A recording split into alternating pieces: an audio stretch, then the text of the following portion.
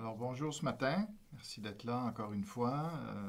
C'est ça, alors que Dieu vous bénisse, c'est ça, qu'il soit avec vous. Et puis, alors on va commencer tout de suite avec les annonces. Alors, tout d'abord, pour ceux qui sont dans le CA, on a une réunion cet après-midi à 13 heures sur Messenger, donc assurez-vous d'être disponible, en tout cas, de checker quelqu'un, peut-être, je ne sais pas comment vous pouvez vous organiser, mais d'être disponible sur Facebook, d'avoir un Facebook, préférablement avec une caméra, pour qu'on puisse vous voir, sinon ça sera sur audio. Donc, à 13 heures, soyons prêts pour cette discussion-là. Et puis, on veut encourager aussi les cellules de prière, donc on continue de prier ensemble. On vous demande de vous organiser. On ne le fera pas, nous, en tant que dirigeants. Là, c'est chacun de vous de structurer un petit groupe de 4, de 6 personnes sur Internet et de prier le plus souvent possible pour la situation, pour les frères et sœurs et tout ça. Alors, s'exhorter aussi. On vit quelque chose là dans le groupe que Martin a constitué. Il y a vraiment des beaux effets avec ça. Avec ceux qui y participent, ils sont vraiment enthousiastes, puis ils le font assez souvent, presque tous les jours, si je comprends bien. Et ça donne des bons résultats. Il y a déjà des conversions qui ont eu lieu. Des gens sont, en tout cas, c'est cosy, là, comme on dit en anglais. C'est sympathique, c'est familial, un peu comme format. Puis vraiment, là, je pense que c'est une formule de l'avenir là, pour le développement des églises. C'est simple. Et puis, donc, on vous encourage aussi à ça, de vous voir là-dessus, lire la parole de Dieu ensemble, l'expliquer ensemble, prier ensemble. C'est bon. Dimanche prochain, on va faire peut-être les choses différemment. Je vous annonce rien d'officiel. On est en train de regarder, on va discuter, un des éléments qu'on va discuter cet après-midi, c'est justement ce qu'on va faire avec dimanche prochain.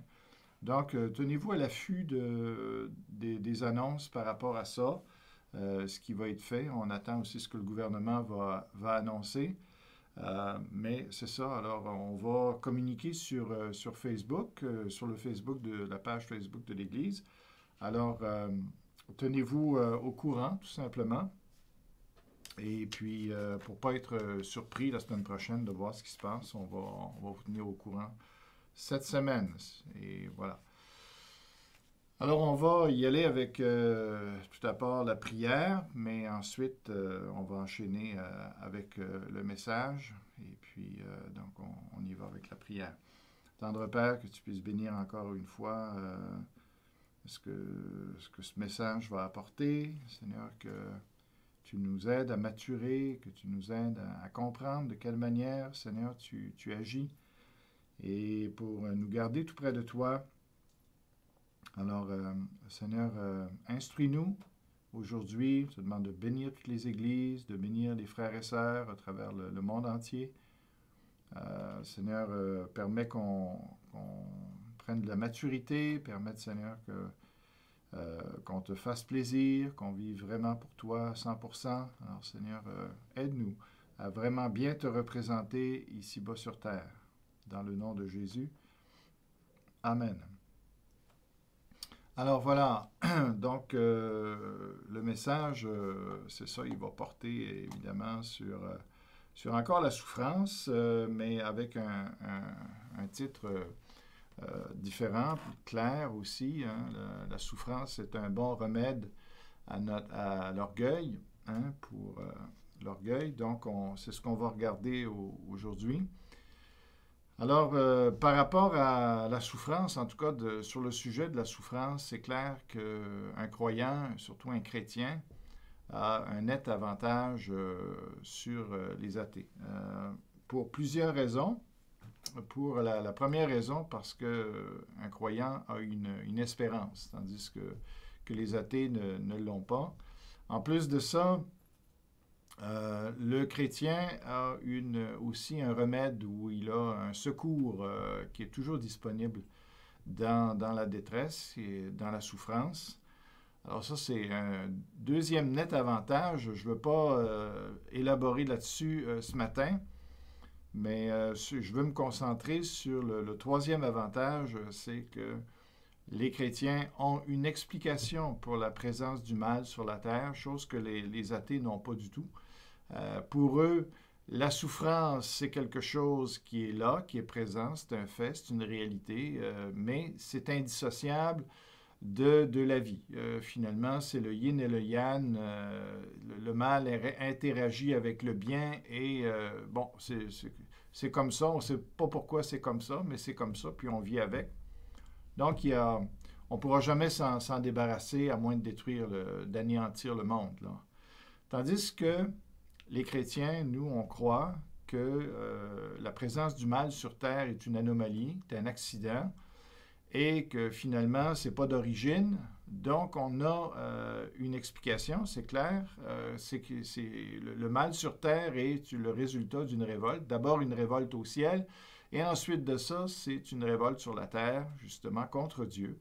Et c'est ce qui fait qu'il y a un désordre complet qui s'est installé, que ce soit au niveau spirituel, le lien entre le ciel et la terre, finalement, le lien a été coupé.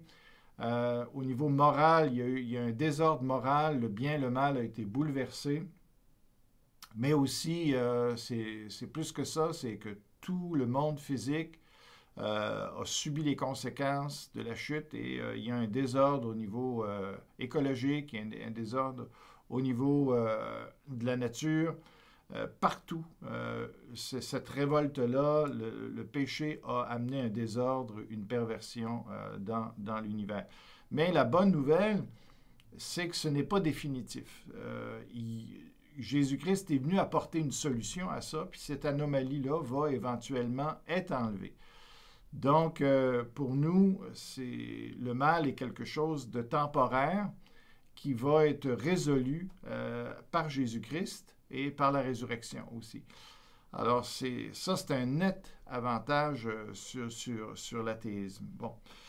Alors, ce matin, on veut regarder, on ne veut pas se pencher sur l'explication plus que ça du mal, mais on veut se pencher, comme sur les derniers messages, comme dans les derniers messages, on s'est penché sur la question des causes. Qu'est-ce qui cause la souffrance?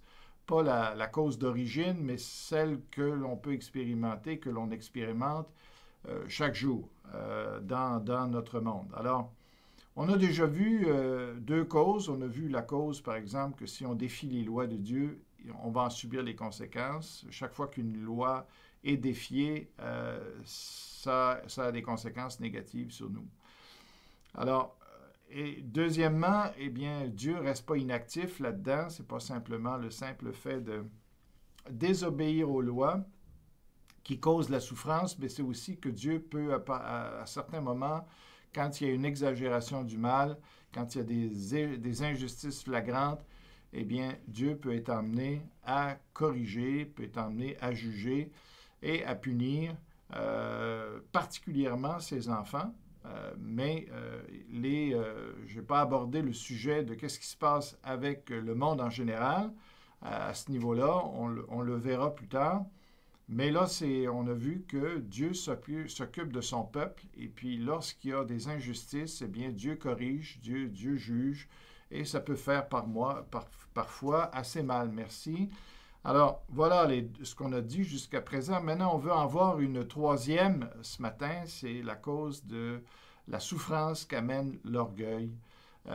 Et c'est presque une troisième cause parce que à la fois, elle a des éléments curatifs et des éléments préventifs. La souffrance par rapport à l'orgueil, on pourrait toujours la classer dans le jugement de Dieu, qui est une conséquence après coup, mais ce n'est pas seulement ça, c'est aussi préventif. Dieu s'occupe de l'orgueil avant même qu'il prenne forme ou avant même qu'il se manifeste. Alors, dans ce sens-là, c'est curatif, c'est préventif, c'est plutôt préventif dans ce cas-là. Et donc, c'est pour ça que ça ne se classe pas dans les deux premières causes comme une conséquence naturelle du défi d'une loi, mais ni d'un jugement de l'autre côté, mais ça se classe un peu, une partie jugement, mais une partie autre chose. Donc, on va le voir. Alors, je pense que c'est bien de toute façon qu'on aborde la question de la souffrance qui est rattachée à l'orgueil d'une façon indépendante, là, qu'on en fasse un sujet à part parce que c'est une explication ou une cause qui va nous aider à comprendre comment Dieu agit, pourquoi on souffre aussi dans ce domaine-là. Alors, voilà ce qu'on va regarder ce matin, puis pour pouvoir traiter justement du sujet « La souffrance, un bon remède contre l'orgueil », on va prendre tout de suite le psaume 119 parce qu'on a dit que je restais dans le cadre des psaumes pour traiter de la souffrance. Donc, je ne dirai pas tout ce qui est rattaché à la souffrance ou ce qui est important sur la souffrance ou ce qu'on peut dire sur la souffrance, mais je vais dire ce que les psaumes finalement disent sur le sujet. En tout cas, j'espère le plus possible aller retirer tout ce que les psaumes disent par rapport à ça. Alors, on va regarder le psaume 119. Le verset 67 d'abord. Et alors ça dit, avant d'avoir été humilié, je m'égarais. Maintenant, j'observe ta parole. Donc, puis on va voir que c'est par la souffrance que Dieu amène aussi l'humilité dans notre vie. Mais c'est ce qu'on a besoin d'humilité. C'est la source de la vie, c'est la source de la bénédiction avec Dieu, la source de son secours. On a absolument besoin de rester dans l'humilité. Donc, l'orgueil est un sérieux problème que l'on a tous et que Dieu doit traiter. Alors, ici, David reconnaît la bénédiction de Dieu d'avoir été humilié. Et on va voir que c'est par la souffrance que ça se fait, très souvent. Alors, ici, David est reconnaissant, il reconnaît le bienfait d'avoir été humilié, d'avoir souffert finalement, que Dieu se soit occupé de son orgueil. Alors il dit, avant d'avoir été humilié, je m'égarais. Alors, quand on est orgueilleux, eh bien, on est en train de s'éloigner de Dieu, on s'égare, on se perd, on est privé de la vie parce que la vie ne se trouve qu'en Dieu, la vérité ne se trouve qu'en Dieu, la direction ne se trouve qu'en Dieu. Et lorsqu'on est orgueilleux, on est privé de tout ça. On est privé de Dieu avec tout ce que ça implique, tout ce que ça inclut. Donc, on est vraiment égaré. Avec l'orgueil. Donc, c'est pourquoi Dieu va nous humilier. Il n'a pas le choix de le faire. On va regarder encore au verset 71, ça dit « Il m'est bon d'être humilié, afin que j'apprenne tes statuts. » Donc, il est bon d'être humilié. On a de la difficulté avec ça. Moi, j'ai de la difficulté avec ça. On n'aime pas souffrir. On n'aime pas passer par des périodes de purification, de traitement de l'orgueil, mais c'est nécessaire. Il m'est bon d'être humilié. C'est intéressant que David dit, il n'applique pas ça aux autres, mais il dit « Il m'est bon d'être humilié ». Donc, on peut autant dire « Il m'est bon de souffrir ». J'ai besoin de souffrance, j'ai besoin que Dieu traite mon orgueil. Donc, en tant que chrétien, il faut être prêt qu'on va passer par des périodes de thérapie spirituelle, de thérapie divine concernant l'orgueil, où Dieu va s'occuper de notre orgueil, va chercher à nous en libérer. Alors, on va lire un autre verset ensuite. Verset 75, ça dit « Je sais, ô Éternel, que tes jugements sont justes. » Donc, il le dit, « C'est par fidélité que tu m'as humilié. » Alors, ce n'est pas une malédiction, ce n'est pas parce que Dieu ne nous aime pas, mais il doit s'occuper de notre orgueil parce que c'est la source de tous nos problèmes. Alors, une grande partie de nos souffrances vont être attachées au fait que Dieu est en train de nous délivrer de notre orgueil, de dompter notre orgueil pour nous emmener à avoir la vie. Alors, on a besoin, encore une fois, des jugements de Dieu sur notre orgueil. Et au verset 107 encore, je vais terminer avec ça pour l'instant au niveau des versets.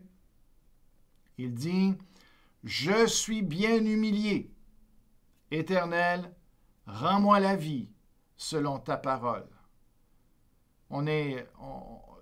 David ici a passé par un temps difficile dans sa vie, éprouvant, mais c'est ça qui fait la différence avec un incroyant. C'est que nous, on sait que ça sert à quelque chose. Ça sert à nous humilier et à nous transformer, puis à finalement avoir la vie. Je suis bien humilié, Éternel, rends-moi la vie selon ta parole. Donc, ici, David avait compris que c'est nécessaire d'être humilié, d'être rendu humble pour justement avoir la vie. C'est ça, parce que ça nous rapproche de Dieu. L'humilité nous fait en sorte que Dieu peut s'approcher de nous. Alors, c'est une excellente chose. Maintenant, quand on parle évidemment d'un sujet, n'importe lequel qu'il soit, il faut bien le définir. Alors, on va débuter. Qu'est-ce que c'est l'orgueil, finalement? Donc, le premier point que je veux aborder, c'est l'orgueil défini. Alors, qu'est-ce qu'est l'orgueil? Parce que c'est important. On peut prévenir énormément de souffrances dans notre vie si on est attentif, pas tellement à l'orgueil qui est manifesté chez les autres, mais à l'orgueil qui se manifeste dans notre propre vie. Alors, si justement on est attentif à ça, si on est consciencieux par rapport à notre propre orgueil, eh bien, on va s'éviter beaucoup de difficultés, beaucoup de souffrances qui sont inutiles à ce moment-là. Alors, comment, quand on parle de l'orgueil, on parle de quoi exactement? Donc, j'espère que je vais être capable de vous guider sur une meilleure compréhension de ce qu'est l'orgueil, une meilleure définition. Alors, quand la Bible parle de l'orgueil, elle parle souvent de l'élévation, hein, d'avoir un esprit hautain. Hein, donc, on comprend ce que ça veut dire. Ça veut dire finalement qu'on se place au-dessus des autres.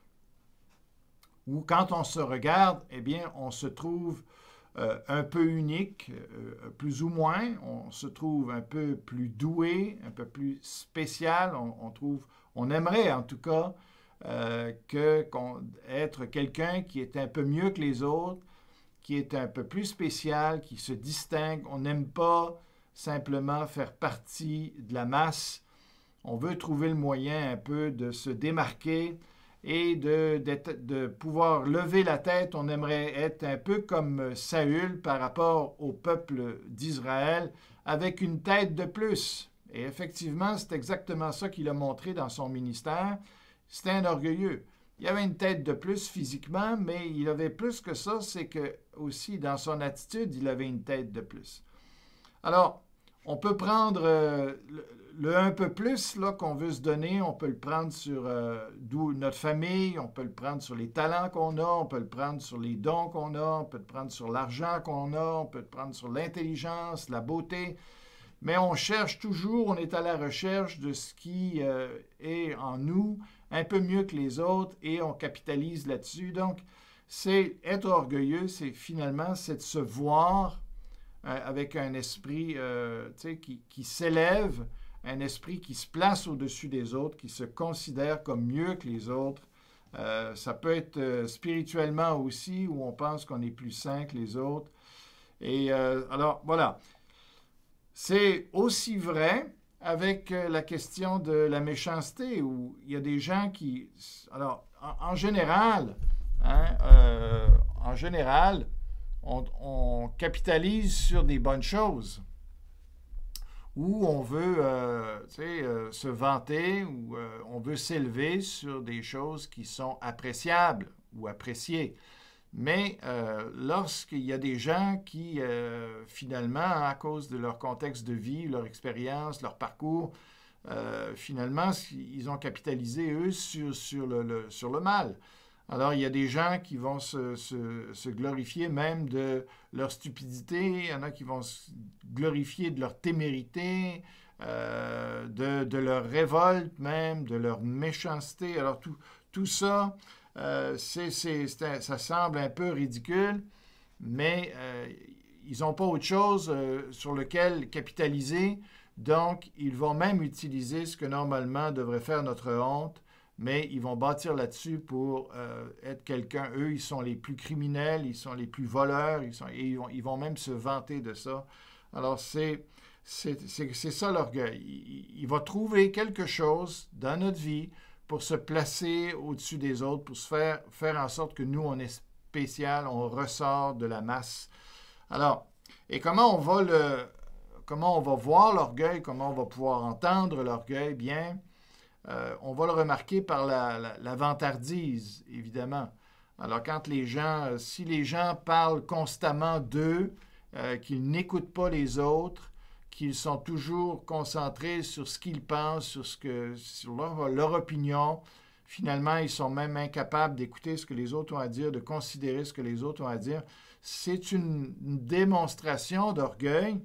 Alors, les gens qui sont continuellement omnibulés par eux-mêmes et qui parlent sans cesse de leur réalisation, de ce qu'ils ont fait, de ce qu'a été leur vie, même si c'est parfois même très banal, mais ils aiment bien parler d'eux-mêmes. Donc, on peut le voir dans l'humour, un humour où vraiment, c'est pas simplement pour faire plaisir à tout le monde, pour détendre l'atmosphère, pour qu'on rit un peu ensemble et puis tout ça.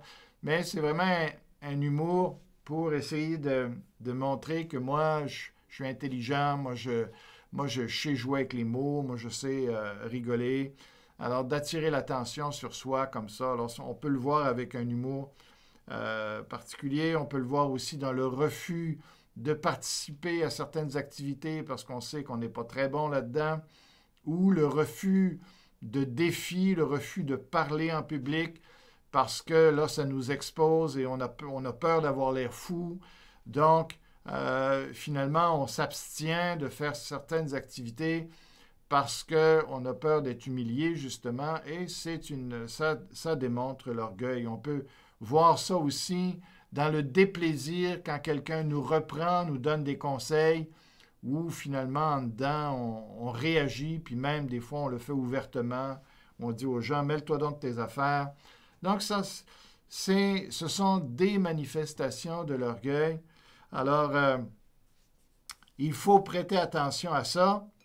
Mais est-ce que c'est ça qui est vraiment le plus important de l'orgueil? C'est même pas ça qui est le plus important. Parce que on peut être plus que les autres dans certains domaines de notre vie. On peut être avantagé par rapport à d'autres. Puis c'est une réalité. Ce n'est pas nécessairement un problème. Ça peut être vrai qu'on est... Ben, c'est ça. Il y a des gens qui sont nettement plus grands que d'autres. Il y a des gens qui sont nettement plus mathématiciens que d'autres ou ils sont plus sensibles que d'autres. Qui ont une plus belle voix que d'autres. Alors, il y a une réalité qu'on n'est pas pareil, puis qu'on est un peu différent, qu'on est spécial dans certains domaines, mais il y a une différence à faire entre une sainte ou une simple fierté et aussi un orgueil qui est démesuré, où là, ça prend une autre dimension dans notre vie. C'est ça qu'on appelle de l'orgueil, c'est quand on a une évaluation de soi qui est exagérée, qui est surfaite. Là, il y a un problème. Mais encore là, ce n'est pas la racine du problème. Alors, je veux donner une image ici. Un bateau échoué, un énorme bateau, on va prendre une croisière, par exemple. On sait très bien que ces bateaux-là ont des étages, beaucoup d'étages par-dessus l'eau. Mais peut-être qu'on oublie des fois qu'il y a autant d'étages, ou presque en tout cas, en dessous de l'eau. Alors, pourquoi? Ben, ça sert de quille en quelque sorte aussi. Ça permet au bateau de rester en équilibre et tout ça. Il y a une question de poids là-dedans et la poussée d'Archimède et tout ça, en tout cas, qui fait que le bateau quand même enfonce. Bon. Mais peu importe. Alors, on prend un bateau échoué parce que, pourquoi? Parce que je compare ça à notre vie. L'orgueil nous fait échouer. Finalement, c'est un problème. Alors, si on prend notre bateau échoué, alors peu importe les dommages qui sont sur les étages supérieurs, au-dessus de l'eau, ça c'est ce que nous on peut remarquer, mais c'est pas ce qui est le plus grave, c'est pas ça qui fait couler réellement le bateau. Ce qui fait couler notre bateau, ici, c'est les trous dans la coque, les trous dans les étages inférieurs. Et c'est là qui est principalement la base du problème, ou le principal problème de l'orgueil. Il se situe en dessous du regard humain, de la considération humaine, parce que ça, c'est accepté. Cet orgueil-là, de quoi je veux parler, il est même revalorisé, il est accepté socialement, il est promu, il est encouragé. Et c'est celui-là, pourtant, qui est le plus grave, qui est vraiment la racine, qui donne tous les autres fruits ensuite. De quoi est-ce que je veux parler? Bien, je veux parler de l'indépendance, l'autosuffisance, la confiance en soi absolue. OK? Alors, encore là, c'est des choses qui peuvent, une certaine indépendance, c'est pas mauvais. Une certaine autosuffisance, débrouillardise, c'est pas mauvais. Mais c'est quand ça dépasse les mesures. Et avec l'orgueil, ça dépasse les mesures dans notre vie. On recherche cette indépendance-là. On recherche cette autosuffisance-là. Et dans le fond, qu'est-ce qu'on veut avec tout ça? C'est qu'on aimerait bien ça, être créateur au lieu d'être créature. D'accord? C'est ça que l'orgueil recherche. C'est ça que notre nature pécheresse recherche par l'orgueil.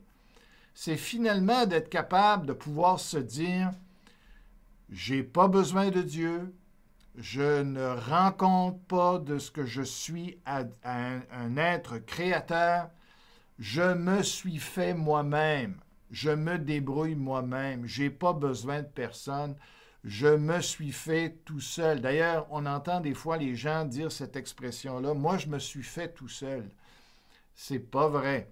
Mais l'orgueil voudrait nous faire croire qu'on est Dieu, qu'on est créateur et non pas créature. L'orgueil ne veut pas accepter quel est le fruit de l'action d'un autre dans notre vie, qu'on est le résultat de ce que Dieu a fait dans notre vie. On ne veut pas reconnaître ce que nos parents même ont fait dans notre vie, comment ils ont une implication dans ce qu'on est devenu, nos professeurs, ceux qui nous ont montré notre métier, les amis qu'on a eus, etc. On est le résultat de l'influence des autres autour de nous, mais encore plus de Dieu qui, lui, nous a créés, qui, lui, nous a donné la vie. Alors, on pourrait juste prendre l'exemple, par exemple, d'un aspirateur, n'importe quel objet électrique, mais là, prenons l'aspirateur. Alors, l'aspirateur, il fait beaucoup de bruit, on le sait, quand ça se part, mais finalement, il peut avoir bien des prétentions, l'aspirateur, puis il se fait remarquer dans toute la maison, puis il fait du bruit, puis tout le monde l'entend.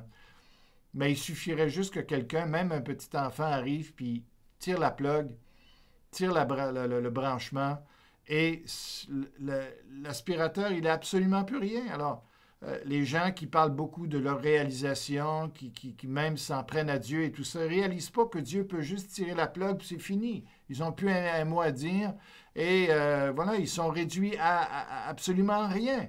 C'est un tas de matière qui ne vient même pas d'eux-mêmes. Vous comprenez? Mais en plus, la vie, ça ne vient certainement pas de nous. Donc, on est entièrement dépendant de Dieu. Et pas le contraire, pas autosuffisant, c'est absolument pas vrai. Même si c'est bien d'encourager l'autonomie, c'est correct, mais pousser au niveau que l'orgueil le pousse, ça, c'est extrêmement mal. J'aimerais juste revenir sur quelque chose qui est important ici parce il y a beaucoup de gens qui se sont détournés de la foi à cause de cet événement-là. Alors, je vais vous parler de la révolution copernicienne, puis de la révolution galiléenne. Alors, on la connaît très bien. on essaie de nous dire que c'est finalement que le christianisme, l'Église catholique enseignait que finalement la Terre était le centre de l'univers, donc l'univers était géocentrique et que l'Église tenait ça absolument et puis que finalement ça a été un grand bouleversement quand Copernic a commencé à voir que c'était peut-être pas le cas et que Galilée l'a confirmé. Alors, où finalement c'était le Soleil qui était le centre de l'univers. Et puis donc il y en a on continue même de prendre cet argument pour dire, voyez-vous que la religion c'est pas de la science et puis la religion s'oppose à la science, mais c'est absolument pas vrai, hein? Parce que il n'y a rien dans la Bible clairement qui dit que la Terre est le centre de l'univers. On peut avoir cette impression-là parce que l'homme est le chef-d'œuvre de Dieu sur la terre et tout ça, mais ça serait bien, bien difficile à quelqu'un, je pense que même c'est impossible de démontrer que la Terre est le centre de l'univers. C'est pas parce que la Bible dit le soleil se lève, le soleil se couche. On parle encore comme ça, les scientifiques parlent comme ça. Donc, c'est pas parce que la Bible décrit un phénomène, qu'on voit le soleil bouger et tout ça, que Dieu est en train de nous dire, voici comment fonctionne le système solaire. Ça n'a rien à voir. Donc, la Bible n'a jamais vraiment enseigné cette idée-là que la Terre est le centre de l'univers et que finalement, il y aurait Dieu se serait trompé et que là, on peut mettre de côté ce que Dieu dit et ce que la Bible dit. C'est même pas vrai parce que, en réalité, cette idée du géocentrisme, ça vient d'ailleurs, je vais vous le lire tout simplement, ce qu'on peut trouver sur Wikipédia d'ailleurs. Le géocentrisme est un modèle physique ancien selon lequel la Terre se trouve immobile au centre de l'univers. Cette théorie date de l'Antiquité et a été notamment défendue par Aristote et Ptolémée. Donc, c'est même pas les chrétiens qui ont fait ça. Mais ça, on va s'en garder de le dire. Les athées vont s'en garder de le dire.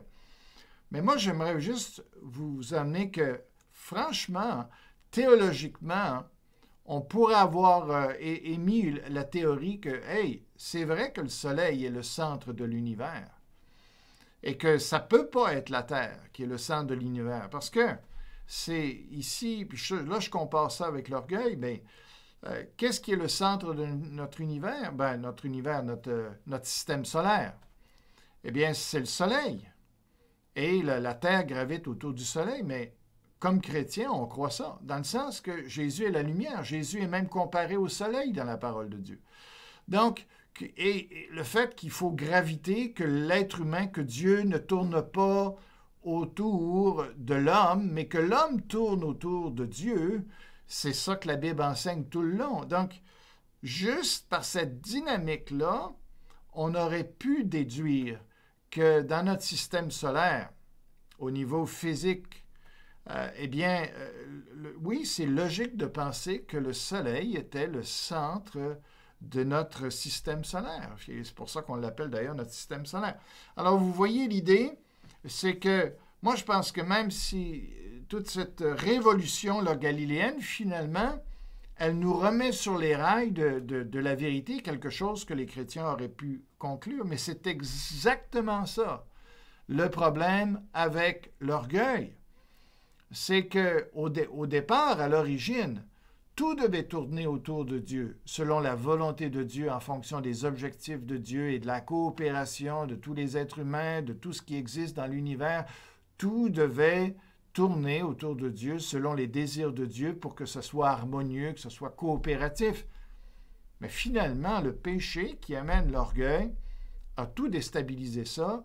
Et l'orgueil, ce que ça fait, c'est qu'on voudrait que finalement tout tourne autour de l'être humain, que Dieu tourne autour de l'être humain, que Dieu serve l'être humain, que les autres nous servent nous.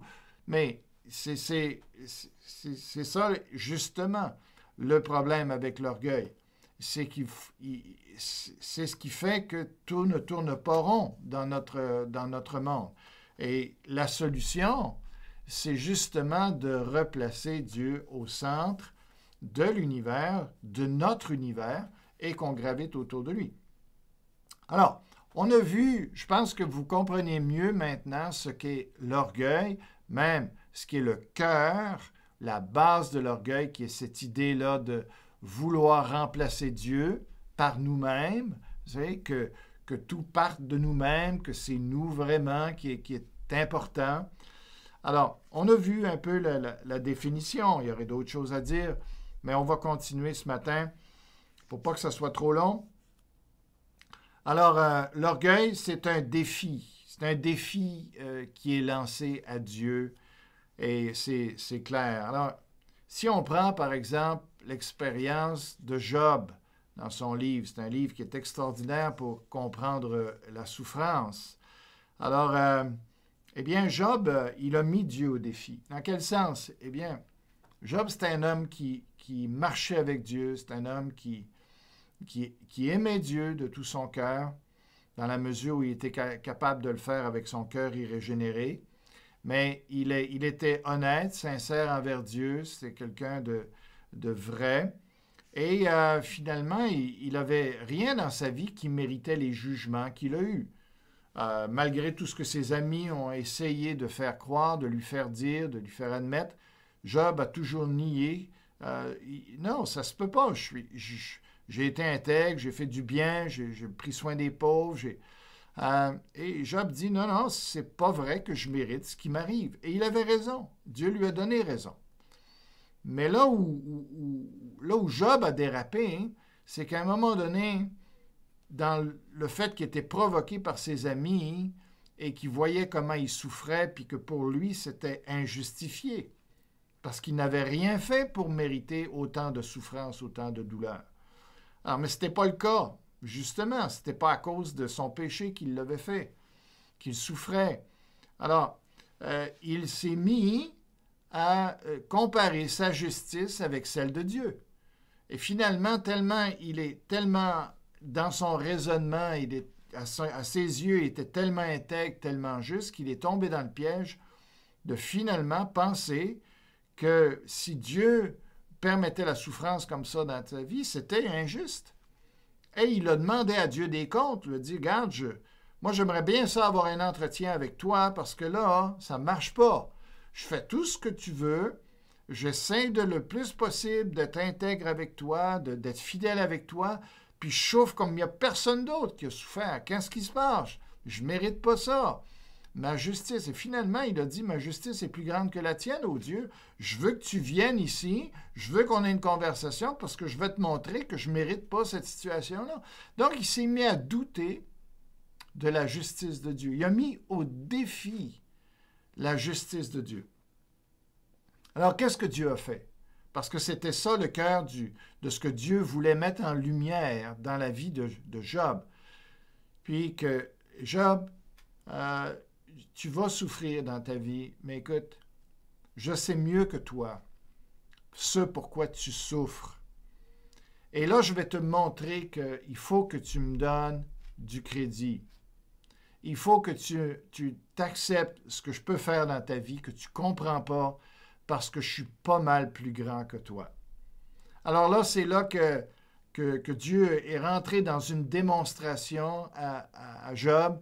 Et là, il a commencé à lui parler dans les derniers chapitres du livre de Job. Et il a commencé à lui dire, écoute Job, étais-tu là quand j'ai créé tout ce qui existe? Étais-tu là quand tu regardes les étoiles, regarde la mer, regarde la création, regarde tout ce qui existe? Est-ce que tu es là? Est-ce que je t'ai demandé conseil avec toutes ces choses-là? Hein? Et puis, regarde les animaux. Est-ce que tu es capable de faire quelque chose de semblable comme ça? Est-ce que tu sais même comment ça existe, comment ça vit, comment ça fonctionne? Et là, une fois que Dieu a démontré pendant 2 ou 3 chapitres la grandeur de la création, pour lui montrer, hey, qui es-tu, Job, pour commencer à discuter avec moi, pour commencer à te comparer avec moi, puis vouloir compétitionner sur la base de la justice? Et là, et c'est là que Job a dit, je mets ma main sur ma bouche. Wow! Wow! J'aurais jamais dû discuter avec toi. T'es ben trop grand pour moi. Qu'est-ce que j'ai fait là? Alors Job a accepté le fait que, Seigneur, t'es tellement grand. que c'est évident que je ne pourrais pas tout comprendre, comment tu agis dans ma vie, puis pourquoi je souffre. Il y a quelqu'un qui a dit, si finalement Dieu devait être assez petit pour qu'on puisse le comprendre dans tout ce qu'il fait, il ne serait pas assez grand pour être Dieu puis s'occuper de l'univers. Tout à fait. Alors, c'est clair que Dieu va faire des choses dans notre vie qu'on n'aimera pas, des choses où on va souffrir. On va savoir peut-être que c'est à cause de notre orgueil ou que Dieu a besoin de nous humilier, mais il faut savoir que Dieu n'est pas obligé, il ne peut même pas nous expliquer pourquoi il fait les choses. Je pense que si on avait la capacité, comme Jésus qui disait à ses disciples, pour l'instant, je ne peux même pas vous parler de ça. Vous n'êtes pas en mesure de le porter. Donc, quand Dieu fait des choses dans notre vie, c'est pour 100 ans, c'est pour 200 ans, c'est pour 1000 ans, c'est pour l'éternité en avance. Alors, comment on peut saisir les ramifications ou les extensions de notre vie sur les autres et sur l'avenir de l'univers, de la Terre, de l'humanité? On n'est pas capable. Donc, c'est une question de faire confiance à Dieu, de dire, OK, Seigneur, j'ai compris. J'ai compris que tu dois travailler dans ma vie, ça va avoir des répercussions, il va y avoir un effet domino, et telle chose dans ma vie va faire que telle autre chose va se produire, etc. Et finalement, Dieu voit en bout de ligne tout ce que ça fait, mais nous, on n'est pas en mesure de le voir. Et Dieu nous demande juste qu'on lui dise, écoute, je te fais confiance. Je te fais confiance, Seigneur.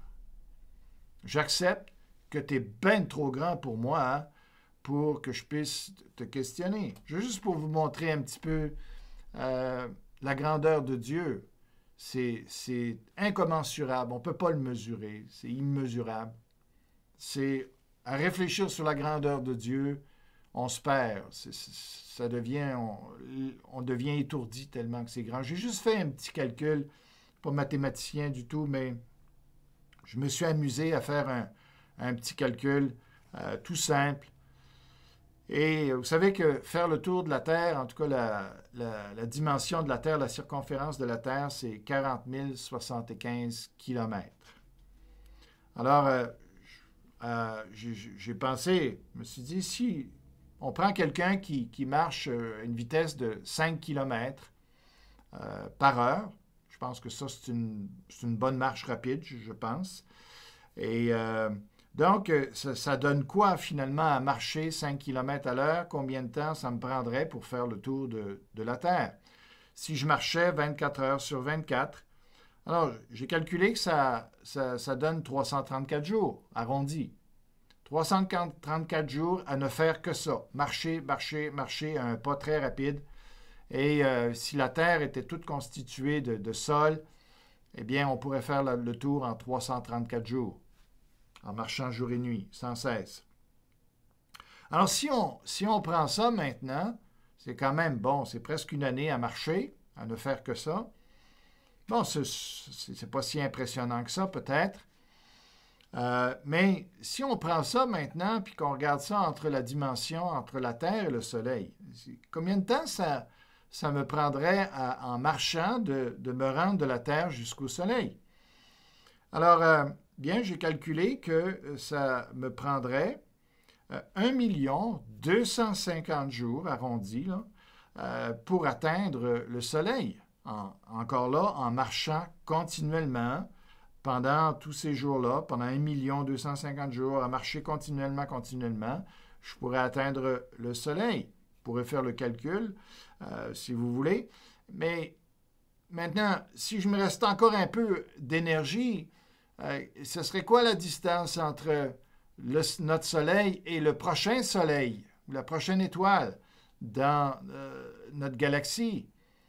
Eh bien, elle s'appelle le Centaure de quelque chose comme ça, là. Et puis, alors, j'ai calculé encore là, eh bien, pour y aller à pied, à partir de la Terre, mettons, ça me prendrait 337 milliards 453 jours pour pouvoir atteindre ce Soleil-là.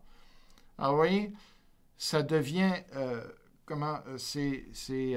fulgurant, c'est inimaginable, la dimension. Et quand on parle de la première étoile, c'est rien. Juste dans notre galaxie, c'est un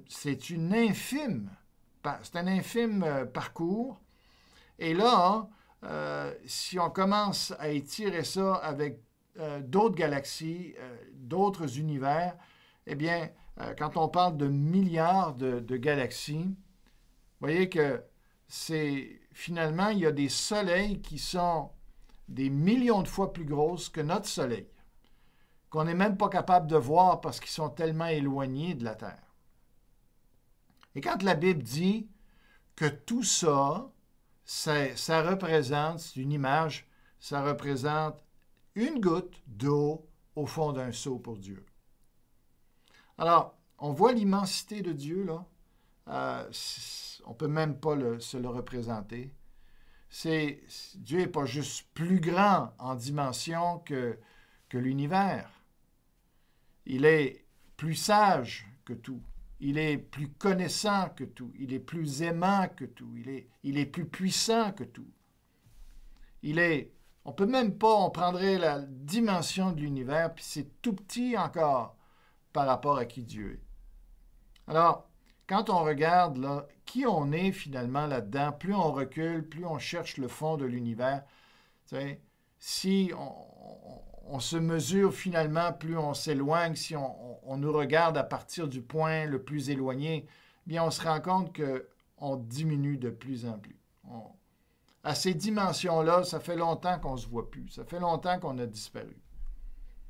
Eh bien, quand maintenant on se comparait par rapport à Dieu, là, vous imaginez si on peut encore voir, si on est en train encore de se vanter, de pouvoir encore se grandir, si on se voit encore à la position de Dieu, c'est vraiment parce qu'on a un orgueil immense, parce que en réalité, il n'y a plus rien à voir. C'est que quand on regarde la grandeur de Dieu, la dimension de Dieu, après ça, on peut plus se regarder de la même façon. On ne peut plus se voir avec grandeur. On peut juste se voir tel que l'on est, tout petit, tout petit, tout petit. Voilà. Alors, comprenez maintenant pourquoi, lorsqu'on pense qu'on est quelqu'un et que Dieu trouve qu'il y a quelque chose qui ne va vraiment pas avec nous, qu'il trouve que c'est complètement déplacé. C'est même pas la comparaison entre David et Goliath. Hein. Goliath riait de David quand David s'est présenté à sa fronde, lui qui faisait peut-être 12 pieds de haut, ce géant qui avait une lance d'un poids remarquable et tout ça, c'était un tronc d'arbre finalement presque, qu'il jetait. Et quand il a vu David, il s'est moqué de lui et dit « C'est ça que vous m'envoyez pour me combattre ?» Mais il riait vraiment de lui. Alors, avec Dieu, par rapport à nous, quand on essaie de s'opposer à lui, quand on essaie de le braver, de le mettre au défi, bien, on comprend ce que le psaume 2 dit quand il dit « Franchement, je trouve ça très, très drôle. » C'est ça, c'est pathétique, mais c'est drôle, c'est pour dire que vous avez vraiment pas mesuré ma grandeur pour être capable de penser que vous pouvez m'affronter. Alors, c'est vraiment, c'est hilarant, c'est ironique, c'est sarcastique de pouvoir penser qu'on peut compétitionner avec Dieu. Alors, voilà pourquoi Dieu doit absolument détruire notre orgueil. Donc, on a vu l'orgueil défini, on a vu aussi l'orgueil, un défi qui est lancé à Dieu, qui ne peut pas tenir. Maintenant, on va regarder l'orgueil détruit. On va voir quelques versets. C'est clair que Dieu, la chose qui le préoccupe le plus dans notre vie, c'est justement notre orgueil. Et il doit absolument nous humilier. Sinon, on va se perdre. Sinon, il va nous perdre. On ne sera plus en communion avec lui. Et c'est le souci de Dieu de nous garder près de lui. Donc, Je lis le psaume 138, verset 6. Regardez ce que ça dit ici. L'Éternel est élevé, il voit les humbles, et il reconnaît de loin les orgueilleux. Alors pour Dieu, c'est pas long. On est fasciné de voir comment les animaux ont la faculté à sentir des choses, la nourriture, à des kilomètres de distance. Moi, je me souviens d'une souris qui avait été mangée du fromage qu'on avait laissé dans le fond d'un bac, qu'on avait enterré sous la neige, qu'on avait mis des branchages par-dessus, des branchages de sapin et tout ça. On avait juste laissé dans un petit Tupperware un morceau de fromage, dans un Tupperware qui était pris avec d'autres choses dans un bac. Il y avait d'autres choses dans le bac. Le bac était fermé. Il y avait du sapin par-dessus. Il y avait de la neige par-dessus. Quand on est revenu au printemps, croyez-le ou non, mais il y a eu une souris ou plusieurs souris qui avaient rentré dans le bac, qui avaient mangé le bac, puis qui avaient été manger le Tupperware, puis qui avaient été prendre le fromage. Vous imaginez la sensibilité de l'animal pour être capable de sentir le fromage. Eh bien, c'est rien comparativement à Dieu, sa capacité, son sensor pour aller mesurer notre orgueil, pour voir, pour percevoir notre orgueil. Alors, il faut savoir qu'il n'y a aucune trace d'orgueil dans toutes les personnes qui peuplent cette terre que Dieu n'a pas remarqué. Il voit ça de loin. Alors, et il va faire quelque chose avec ça. Avec ceux qui ne connaissent pas Jésus-Christ, ça va se faire au jugement dernier. Mais pour nous, qui lui appartient, Dieu doit le traiter s'il veut avoir une relation avec nous. Alors, dans le psaume 18, verset 27, remarquons bien cela ici. 18, 27, ça dit... avec celui qui est pur, tu te montres pur. Avec celui qui a un regard hautain, hein, je ne sais pas comment ça dit, mais ici dans la version, ça dit avec les pervers, tu agis selon sa perversité. Mais dans une autre version, ça disait avec les hautains, eh bien, tu interviens. En tout cas, il faudrait aller le voir dans la... Ici, je n'avais pas ma Bible second 21. Vous irez voir ça. Alors, Dieu, quand on est orgueilleux, eh bien, il se montre orgueilleux, si on peut dire dans ce sens-là. C'est que là, comme je vous ai dit, ça lui lance un défi, c'est un affront, et il va relever le défi. C'est ça qu'il faut savoir, c'est qu'il y a un de nous qui doit plier. Ou c'est nous qui plions, ou c'est Dieu qui va plier, mais... Dieu a dit clairement dans sa parole qu'il ne partagerait pas sa gloire avec personne. Il ne va pas nous donner un once, un gramme de l'honneur qui lui revient. C'est clair. Il va éliminer toute compétition. Pourquoi? Parce qu'il est orgueilleux? Non. Parce que c'est juste, premièrement. Deuxièmement, parce qu'il nous aime.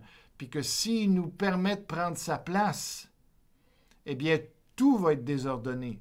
Tout va basculer. Donc, il faut absolument que l'ordre de l'univers, l'ordre créationnel soit maintenu. Et c'est pour ça qu'il doit nous ramener à notre place. Sinon, le désordre est installé. C'est comme dans une famille. Si les rôles ne sont pas reconnus, si le papa n'est pas vu comme le chef, la maman ensuite, les enfants, l'aîné, avec l'ordre des enfants et tout ça, si ce n'est pas reconnu, si chacun prend la place de l'autre, occupe la place de la mère ou du père ou n'importe quoi, c'est le désordre, c'est la révolte. Eh bien, c'est ça. Si on revient à notre système solaire, imaginez qu'on est quelqu'un qui s'occupe du système solaire, du bon fonctionnement du système solaire. Et que là, finalement, la Terre se décide de dire, bien, moi, je ne suis pas très heureux dans ma position, tourner comme ça toujours autour du Soleil, et toujours devoir dépendre de lui pour ma vie, pour mon fonctionnement, même de la Lune et tout ça. Je n'aime pas vraiment ma place. Et là, j'aimerais beaucoup prendre la place du Soleil. J'aimerais ça que le Soleil vienne prendre ma place un peu. Et que moi, je puisse être un peu plus revalorisé, un peu plus reconnu. J'aimerais avoir une plus grande influence. J'aimerais ça être le centre de l'univers. J'aimerais ça être le centre du système, pas l'univers, mais du système solaire. Il me semble que ça marcherait bien si j'occupais cette place-là. Qu'est-ce qui arriverait? La mort. La mort. Premièrement, la mort de la Terre, parce que si elle ne gravite pas autour du Soleil, si la Lune ne gravite pas autour d'elle, eh bien, c'est fini. Il n'y a plus de vie sur Terre. On meurt. Mais en plus de ça, toute la gravitation que le Soleil peut emmener, finalement, toutes les planètes vont se disperser. La Terre ne pourra pas retenir, ne pourra pas chauffer les planètes, mais dans ce cas-ci, puisqu'il n'y a pas de vie sur les autres planètes, bien, elle ne pourra pas retenir non plus avec la gravité, juste que ça puisse continuer et que tout tienne sa place. Si la Terre est au centre, c'est fini. Tout se disperse, tout s'éparpille, tout se perd. C'est le néant, c'est la destruction, c'est la mort. Alors, ce qu'on ne se rend pas compte, c'est avec notre orgueil, c'est ça qu'on cherche. On cherche la mort. On cherche la destruction. On cherche le chaos. C'est ça. Et Dieu fait tout ce qu'il peut pour dire, wow, attends un peu. Attends un peu. Il faut que je reste en place. Il faut que je reste à ma place. Il faut que tu continues à graviter autour de moi. Il faut que tu gardes ta place dans l'ordre que j'ai donné des planètes. Il faut que la Lune continue à tourner autour. Tu as besoin d'un tel, d'un tel, d'un tel. Je sais ce que je fais. Et tout ça, ça va donner la vie. Alors, c'est important qu'on réalise de ça. Et Dieu va certainement s'occuper de notre orgueil. Alors, le principal problème, c'est pas que que notre orgueil soit l'ennemi de Dieu. Ça, c'est un gros problème, évidemment. Mais en ce qui nous concerne, ce qui devrait, en tout cas, nous préoccuper, c'est le jour où Dieu devient notre ennemi. Ça, c'est beaucoup plus grave. Et ça a des répercussions dans notre vie. Donc, on peut souffrir plus ou moins dans notre vie parce que Dieu est en train de nous dire « Wow. Il va falloir que je replace des choses ici. » Alors, si nous lisons le psaume 90, verset 15, qu'est-ce que nous lisons? Ceci. « Réjouis-nous autant de jours que tu nous as humiliés, autant d'années que nous avons vu le malheur. » Voyez-vous, c'est que pour traiter notre orgueil, pour nous remettre à notre place, ça peut prendre des jours. Parfois, ça peut prendre des années. Donc, pourquoi on est malade? Pourquoi nos affaires, des fois, ça peut prendre des années avant que ça se prenne place, que le succès se prenne place? Le succès en amour, le fait que les fréquentations, des fois, durent longtemps, ou même sans fréquentation, qu'on ne trouve personne, et qu'on dit à Dieu, bien, pourquoi c'est si long, Seigneur, avant que je rencontre quelqu'un? Pourquoi c'est si long avant que je puisse vraiment avoir une église qui porte des fruits, qui est bien structurée, où il y a des conversions? Pourquoi c'est si long que ça, Seigneur? Alors, là, on a l'explication. C'est que Dieu doit préparer notre cœur. Dieu doit s'assurer qu'on va rester humble là-dedans, sinon on va se perdre là-dedans, puis on va perdre les autres avec nous. Ça va, au contraire, on va plutôt scandaliser les gens. Donc, il faut vraiment que Dieu nous ait formés pour pouvoir ensuite nous bénir. Alors ça, c'est important qu'on le considère. Et c'est important qu'on soit patient avec la correction que Dieu donne à notre orgueil. Alors, mais c'est clair que Dieu veut anéantir notre orgueil parce que tout ce qui doit rester dans notre vie, c'est l'adoration. Finalement, l'orgueil, c'est qu'on voudrait tourner l'adoration sur soi. On voudrait que les gens se tournent vers soi, qu'on soit reconnu et tout ça. Mais Dieu sait très bien que ça ne nous fera pas de bien, qu'on n'est pas capable de porter ça. Imaginez si Dieu disait « OK, j'ai compris. Tu penses que tu es grand, tu penses que tu es formidable, OK. Écoute, aujourd'hui, là, je me retire du trône, c'est toi qui vas t'asseoir sur le trône, j'aimerais ça que tu diriges l'univers à ma place. » Je ne pense pas qu'on serait très, très fiers de remplacer Dieu. Je pense qu'on verrait que la responsabilité, la charge est pas mal trop lourde. On s'entend. Donc, merci Seigneur qui nous donne pas trop à porter, pas trop de responsabilité, une tâche à notre mesure. Il sait ce qu'il fait.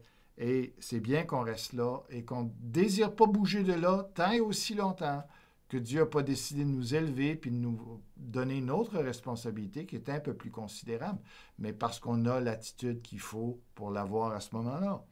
Alors, remarquez bien ce que dit le psaume 107, verset 12 maintenant. « Il humilia leur cœur par la souffrance. » Il humilia leur cœur par la souffrance. Ils succombèrent et personne ne les secourut. Wow! Comment ça se fait qu'il y a des moments dans notre vie où on a l'impression que Dieu nous a abandonnés?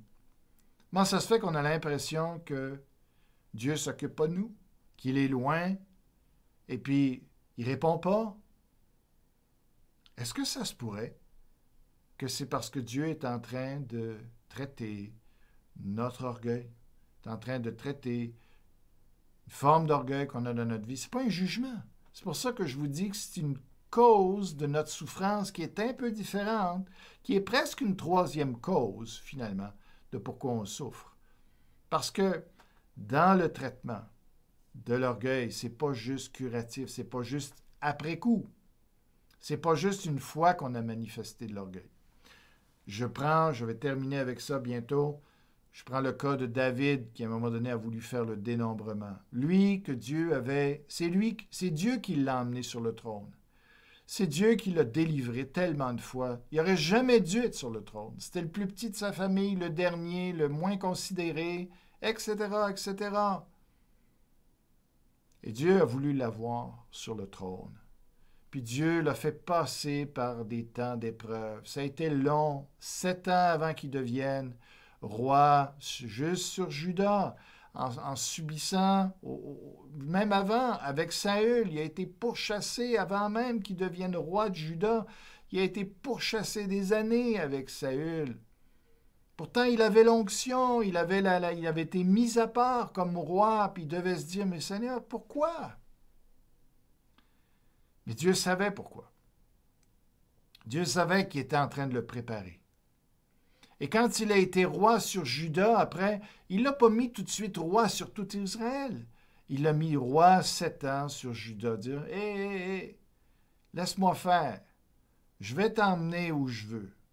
Faut que je te forme. » Puis après ça, il a été roi de tout Israël. Mais malgré tout ça, malgré toutes les choses qu'il a évitées, combien de fois Dieu l'a délivré, malgré ça, à la fin de sa vie, David avait oublié son parcours. Et il est devenu orgueilleux à un moment donné de sa vie. Puis il a voulu savoir la grandeur de son peuple. Il a voulu faire un dénombrement. Puis même, Joab lui disait, « Touche pas à ça, touche pas à ça. » Il avait vu que c'était dangereux, que c'était par orgueil que David voulait faire ça. Et qu'est-ce que ça a fait? Finalement, Dieu est obligé de... Là, c'est un jugement. 70 000 personnes sont mortes à cause de David, à cause de son orgueil. Alors Dieu est obligé des fois de nous juger après coup parce qu'on a tellement manifesté de l'orgueil. Mais Dieu peut aussi voir l'orgueil d'avance. Il connaît notre cœur. Et on a l'exemple avec l'apôtre Paul, une fois qu'il a vu le 3e ciel, il dit « J'ai vu des choses incroyables que je ne peux même pas raconter. C'est tellement merveilleux ce qui est au ciel. » Et là, quand il est revenu sur la terre, Dieu lui a mis une maladie dans son corps. Et Saul ou Paul ne comprenait pas. Il dit, Seigneur, enlève-moi ça, enlève-moi ça. Non. Dieu lui dit, oh non. Je sais qu'avec ce que je t'ai montré, je sais que si je ne te mets pas de souffrance dans ta vie, ça va te monter à la tête. Puis ça va te perdre. Je ne veux pas te perdre. Alors il l'a gardé dans l'humilité par la souffrance. Dieu a été obligé de façon préventive, est obligé de tenir Paul à sa place pour qu'il puisse encore être utile. Alors, c'est ce que Dieu fait. Il nous garde comme ça. Si on regarde encore dans le psaume 107, verset 39, il dit « Ils sont amoindris et humiliés par l'oppression, le malheur et la souffrance. » Donc, on a besoin de souffrance. On n'aime pas ça. On n'aime pas ça avoir mal. Mais c'est très bon que Dieu fasse ça. Alors, ce matin, je ne sais pas pourquoi vous souffrez. En ce moment même, je ne sais pas, je ne peux pas vous dire. Mais on est tous orgueilleux. On a tous besoin de souffrir pour cet orgueil-là, pour nous garder dans l'humilité. Et Dieu sait ce qu'il fait. Alors, je ne sais pas si c'est pour ça qu'actuellement vous êtes en train de souffrir, peut-être. Demandez pardon à Dieu s'il y a quelque chose que vous avez conscience de vous être un peu trop élevé. Mais peut-être que vous n'en êtes même pas conscient de pourquoi que Dieu est en train de traiter tout simplement votre orgueil de façon préventive ou le mien. Mais il faut faire confiance à Dieu. Et pour justement minimiser les souffrances, il y a un beau chant qu'on chantait plus avant. Et j'aimerais vous lire les paroles de ce chant. Ça s'appelle « Les mains ouvertes ». Le chant, ça se trouve dans le « J'aime l'Éternel », dans le numéro 190. « Les mains ouvertes devant toi, Seigneur ». Puis après, il dit « Pour t'offrir le monde ». Les mains ouvertes devant toi, Seigneur, notre joie est profonde. Écoutez bien. Garde-nous tout petits devant ta face, simples et purs comme un ruisseau. Garde-nous tout petits devant nos frères, et disponible comme une eau. Les mains ouvertes devant toi, Seigneur, pour t'offrir le monde. Les mains ouvertes devant toi, Seigneur, notre joie est profonde. Garde-nous tout petits devant ta face, brûlant d'amour et plein de joie.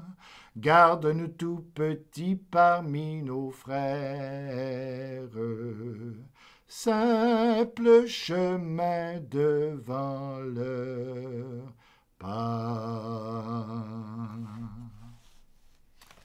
Voilà. La souffrance, un remède contre l'orgueil. Que Dieu vous bénisse.